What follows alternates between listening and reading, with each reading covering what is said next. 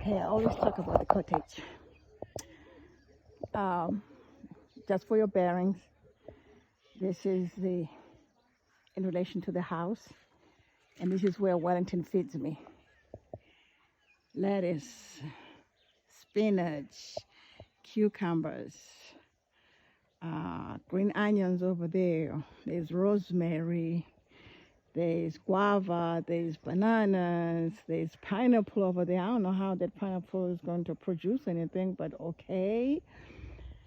Uh, what else?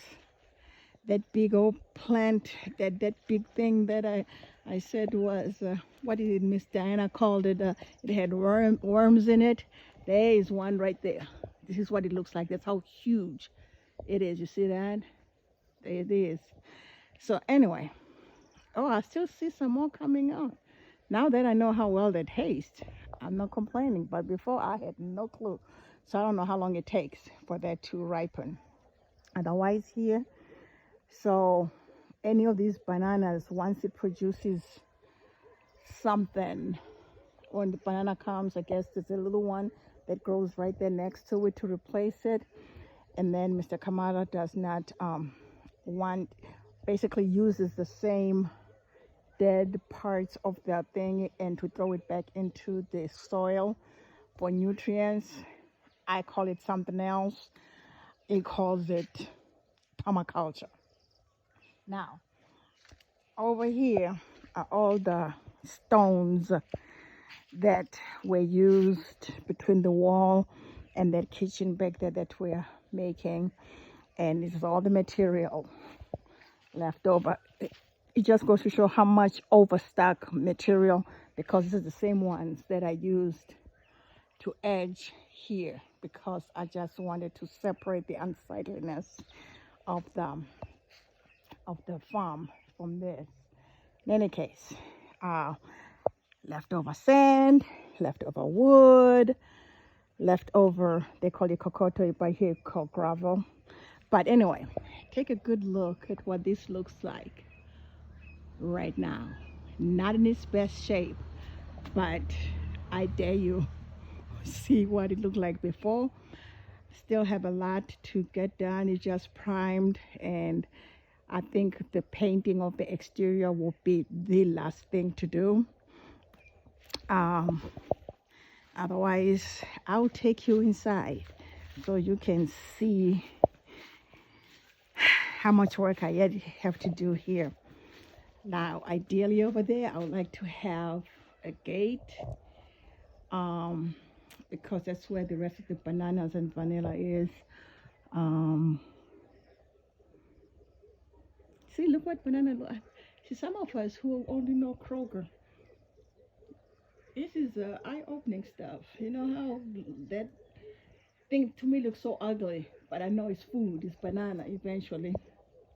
But in any case, they're gonna have to come and weed out this stuff over here. Take some of that off. But you see where most of the problems that I'm gonna have to encounter. It's the, what you call it here, the bottom of the, most of these are really rotted out, so I need to get the carpenter to come and give us a pricing on redoing the windows. But I like the steel bars. I think they need to be turned over though to more like white painted on it. That's what I'm thinking right now. As you can tell, I'm still experimenting with paint. There are two paint shades there. This is the primer there. Things that are still needed, light features. Here I had painted this yellow. I might have to rethink that, simply because, oh, by the way, I'm going to make these videos 5 minutes at a time. Otherwise, if they get any longer, they get so hard to download, especially with the lack of the internet. In any case, right now I'm at 4:37, so you got a few more seconds. But I had painted this yellow because I wanted it just to be a cheerful, just like you see these planters here. I wanted it to be cheerful. I wanted it to be cottagey and all the good stuff. But because of the, see the redness here, the sand here, and it is sandy. Look at this. it's always red. See that red? So it might not be the best unless maybe put a layer of gloss on top. I have no idea. Like something like a polyurethane, they will sell it so that even if the sand comes, at least it does not, it doesn't, in other words, it's on the surface. It's not something where I'm going to have to scrub and do whatever. It's just a matter of just running a mop because there is no way of avoiding it. It does have a lot of original cracks.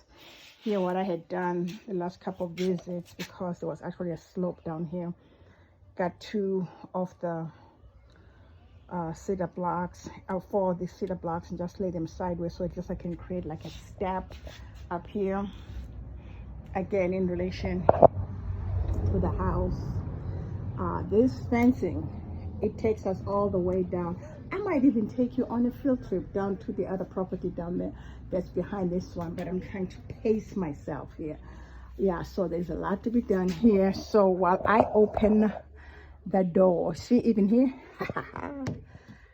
all the door features are in the main house.